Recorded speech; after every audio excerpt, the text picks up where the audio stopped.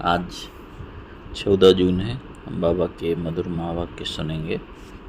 साकार मुरली है, मुरली का सार है। मीठे बच्चे, तुम्हें अब ज्ञान का तीसरा नेत्र मिला है, इसलिए अब तुम्हारी आंख इसी में भी डूबनी नहीं चाहिए। समझ मिल गई है ना। तो तीसरा नेत्र अर्थात ज्ञान का तीसरा नेत्र। तो इसलिए बाबा ने बोला सही गलत की पहचान हो गई तुम्हें, तो इसलिए और कहीं भी आंखें अभी डूबनी नहीं चाहिए।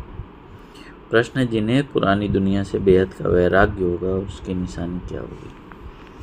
है ना। वैराग्य जब तक नहीं होगा तब तक सच्चा योग लग नहीं सकता, है ना। पुरानी चीज़ें याद रहेंगी। इसलिए बाबा ने कहा कि जिसको वैराग्य होगी उसकी निशानी क्या होगी? उत्तर है वो अपना सब कुछ बाप को अर्पण कर देंगे, हमारा कुछ भी नहीं, है ना। ब्रह्मा बाबा ने करके दिखाया ना। बाबा हमारी ये देह भी नहीं है, ये तो पुरानी देह है, इसको भी छोड़ना है। उसका मोह सबसे टूटता जाएगा, नष्ट मोह होंगे। उनकी बुद्धि में रहता है कि यहाँ का कुछ भी काम नहीं आना है, क्योंकि यह सब हद का है ना। उनकी बुद्धि में क्या रहता है कि जो कुछ भी है, कुछ भी आँखों से जो देख रहे हैं, कुछ भी काम नहीं आना है, क्योंकि ये सब हद का है। ओम शांति। बाप बच्चों को ब्रह्मांड और सृष्टि चक्र के आदि मध्यंत का ज्ञान सुना रहे हैं, और जो और कोई भी सुना नहीं सकते। एक गीता ही है जिसमें राजयोग का वर्णन है। भगवान आकर नर से नारायण बनाते। ये सिवाय गीता के और कोई शास्त्र में नहीं है, ये भी बाप ने बताया है।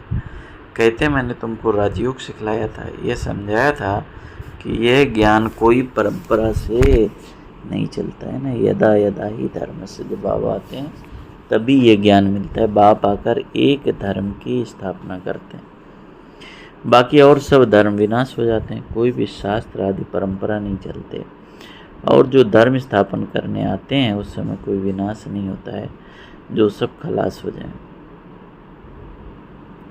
भक्ति मार्ग के शास्त्र पढ़ते ही आते हैं। इनका माने ब्राह्मण धर्म का बल शास्त्र है गीता, परंतु वह भी भक्ति मार्ग में ही बनाते हैं, क्योंकि सतयुग में कोई शास्त्र रहता ही नहीं, और धर्मों के समय विनाश तो होता ही नहीं, है ना। क्योंकि और धर्म जब हैं तो फिर दूसरे धर्म नहीं, इसलिए भगवान बोला और धर्मों के समय विनाश होता नहीं। पुरानी दुनिया खत्म होती नहीं, जो फिर नहीं हो वही चलती आती है ना। लेकिन बाबा जब आते हैं तब पुरानी दुनिया भी परिवर्तित होती है। अभी तुम बच्चे समझते हो कि ये पुरानी दुनिया खत्म होनी है, हमको बाप पढ़ा रहे हैं। गायन भी एक गीता का है, गीता जयंती भी मनाते हैं। वेद जयंती तो है नहीं, भगवान एक है तो एक की जयंती मनानी चाहिए। बाकी ये रचना उनसे कुछ मिल नहीं सकता। वर्षा बाप से ही मिलता है, चाचा काका आदि से कोई वर्षा नहीं मिलता। अभी यह है तुम्हारा बेहद का बाप, बेहद का ज्ञान देने वाला है। ये कोई शास्त्र आदि नहीं सुनाते हैं। क्या कहते हैं बाबा? कहते हैं ये सब भक्ति मार्ग के हैं, इन सब का सार तुमको समझाता हूँ। शास्त्र कोई पढ़ाई नहीं है, पढ़ाई से तो पद प्राप्त होता है।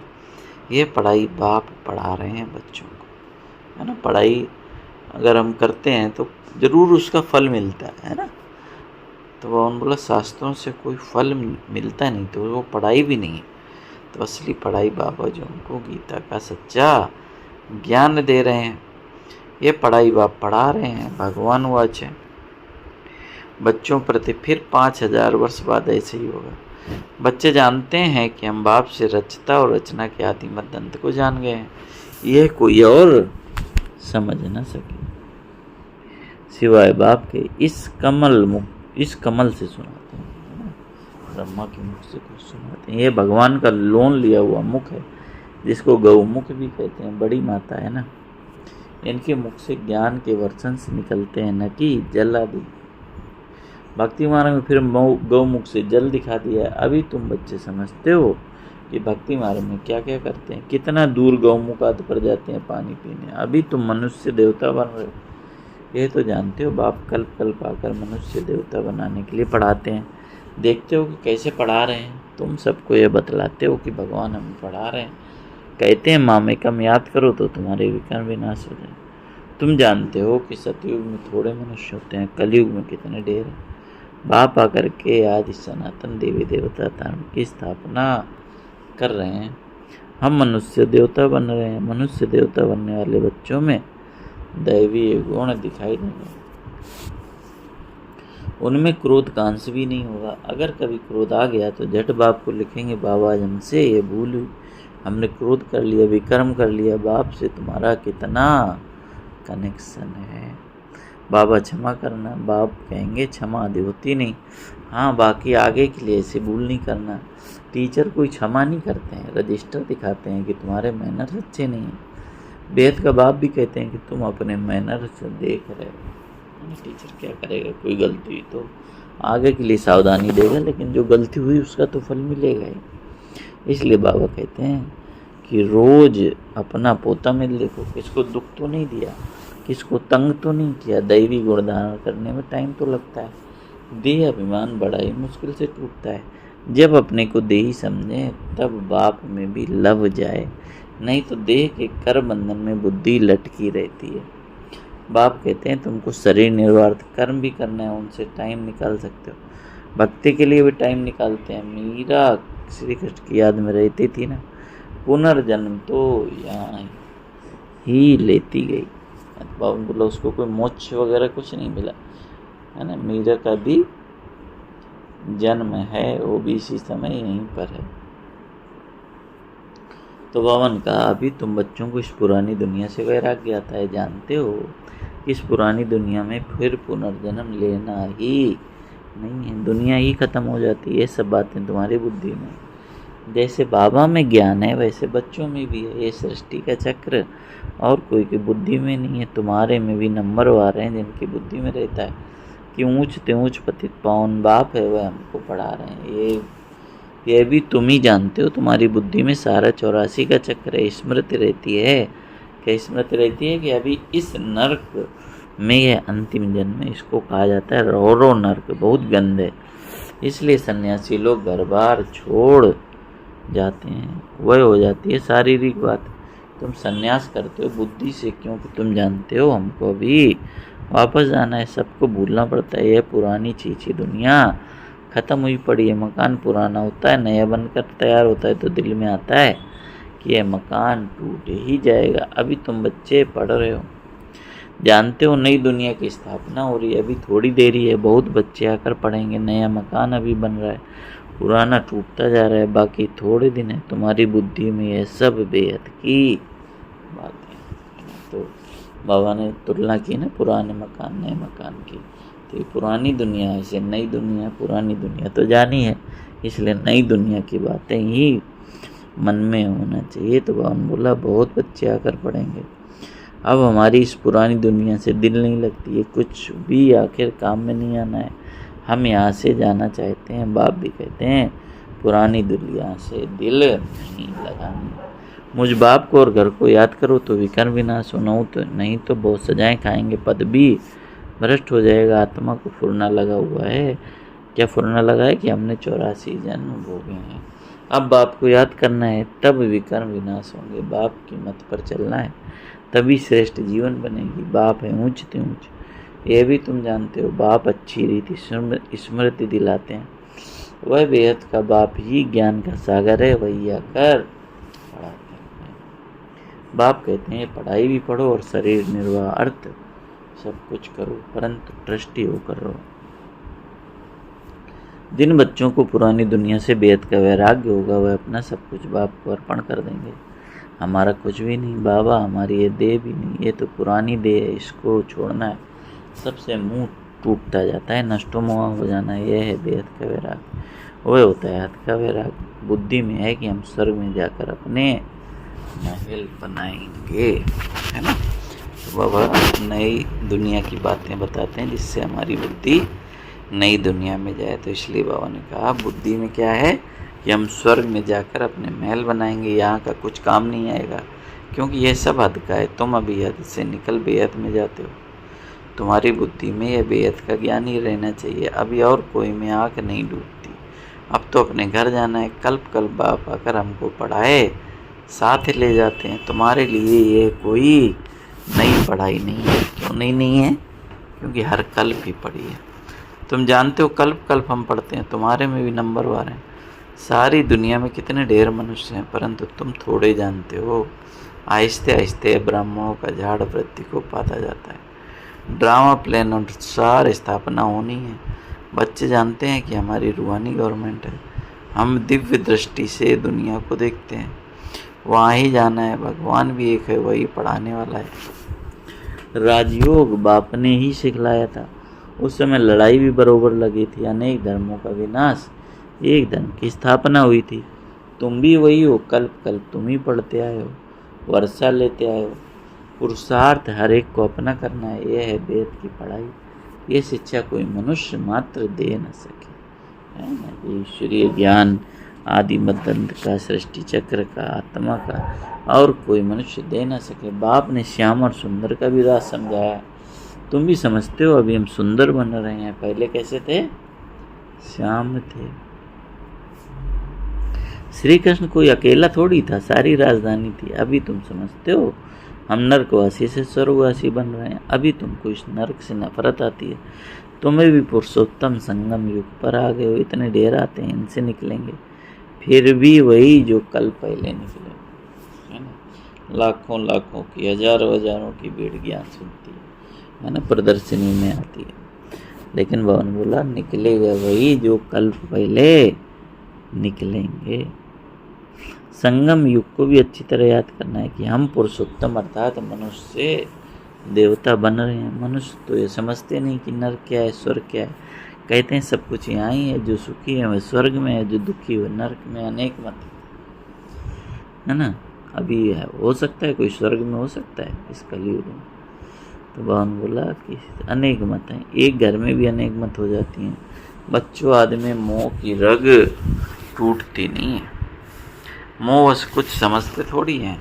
हम कैसे रहते हैं पूछते हैं। बच्चे की शादी कराएं, परंतु बच्चों को भी ये नियम समझाया जाता है कि तुम स्वर्गवासी होने के लिए एक तरफ नॉलेज ले रहे हो, दूसरी तरफ पूछते हो कि उनको नरक में डालें।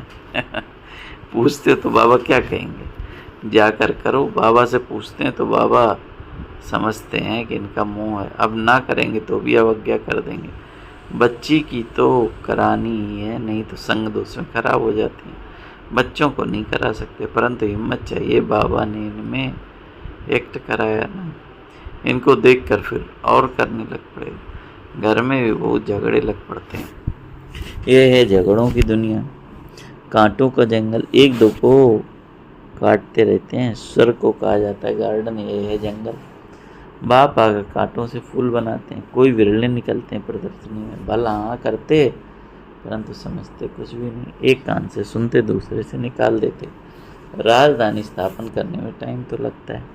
मनुष्य अपने को काटा समझते थोड़ी हैं। इस समय सूरत मनुष्य की है और सीरत बंदर से भी बदतर है, परंतु अपने को ऐसा समझते नहीं है। तो बाप कहते हैं अपनी रचना को समझाना है। अगर नहीं समझते तो फिर भगा देना चाहिए, परंतु वह ताकत चाहिए ना। मोह का कीड़ा ऐसा लगा रहता है जो निकल ना सके, है ना। मोह इतना है कि वो निकलता नहीं है। यहाँ तो नष्टो मोह बनना चाहिए। मेरा तो एक दूसरा न कोई। अब बाप आया है लेने के लिए, पावन बनना है, नहीं तो बहुत सजा खाएंगे, पदवी भ्रष्ट हो जाएगा। अब अपने को तत्सतो प्रधान बनाने का फुरना लगा हुआ है। शिव के मंदिर में भी तुम समझा सकते हो। क्या समझाना है कि भगवान ने ही भारत को स्वर्ग का मालिक बनाया था, अब फिर से बना रहे हैं। कहते हैं सिर्फ क्या कहते हैं, मामिकम याद करो। अच्छा मीठे मीठे शिकला दे बच्चों प्रति माता पिता बाप दादा का याद प्यार और गुड मॉर्निंग। रूहानी बाप की रूहानी बच्चों को नमस्ते। हम रूहानी बच्चों की रूहानी बाप दादा को याद प्यार गुड मॉर्निंग। नमस्ते बाबा, नमस्ते। शुक्रिया बाबा, शुक्रिया। धारणा के लिए मुख्य सार है। आज की मुरली बाबा ने क्या विशेष बात बताई कि इस पुरानी दुनिया से बेहद का वैरागी बन अपना सब कुछ अर्पण कर देना है। हमारा कुछ भी नहीं है, देह भी हमारी नहीं, इनसे मुंह तोड़ नष्टो मुहा बनना है। दूसरा है कभी भी ऐसी भूल नहीं करनी है जो रजिस्टर पर दाग लग जाए। सर्वदैवी गुण धारण करने, अंदर क्रोध का जरा भी अंश न हो। वरदान है कहना सोचना और करना, कहना, सोचना और करना, इन तीनों को समान बनाने वाले ज्ञानी तू आत्मा भव। कहना, सोचना और करना, इन तीनों को समान बनाने वाले ज्ञानी तू आत्मा भव। विस्तार है कि अभी वानप्रस्थ अवस्था में जाने का समय समीप आ रहा है, इसलिए कमजोरियों के मेरेपन को, व्यर्थ के खेल को समाप्त कर कहना, सोचना और करना समान बनाओ, तब कहेंगे ज्ञान स्वरूप। तो इसलिए भगवान बोला कमजोरियों के मेरेपन और व्यर्थ को समाप्त कर कहना, सोचना और करना समान बनाओ, तब कहेंगे ज्ञान स्वरूप। जो ऐसे ज्ञान स्वरूप ज्ञानी तो आत्माएं हैं, उनका हर कर्म, संस्कार, गुण और कर्तव्य समर्थ बाप के समान होगा। वे कभी व्यर्थ के विचित्र खेल खेल नहीं सकते, सदा परमात्मा मिलन के खेल में जी रहेंगे। एक बाबा ने बोला बाप से ही मिलन मनाएंगे और औरों को बाप के समान बनाएंगे। मिलन किससे मनाएंगे? बाबा से, और दूसरों को बाप समान बनाएंगे। स्लोगन है, सेवाओं का उमंग छोटी छोटी बीमारियों को मर्ज कर देता है, पता भी नहीं चलता। अव्यक्त इशारे हैं, आत्मिक स्थिति में रहने का अभ्यास करो और अंतर्मुखी बनो। इस टॉपिक पे चल रहा है विस्तार है। अंतर्मुखी अर्थात मुख और मन का मौन रखने वाले। मुख का मन तो दुनिया भी रखती है, लेकिन यहाँ व्यर्थ संकल्प से मन का मौन होना चाहिए। व्यर्थ संकल्प से भी मन का मौन हो। जैसे ट्रैफिक कंट्रोल करते हो तो व्यर्थ की ट्रैफिक को कंट्रोल करते हो, वैसे बीच बीच में एक दिन मन के व्यर्थ का ट्रैफिक कंट्रोल करो। मन का व्यर्थ भी ना है, उसका भी कंट्रोल करो। अच्छा, ओम शांति। तो आज बाबा ने बताया कि अभी तुम्हें ज्ञान का तीसरा नेत्र मिला है, तो आंख कहीं भी डूबनी नहीं चाहिए, है ना।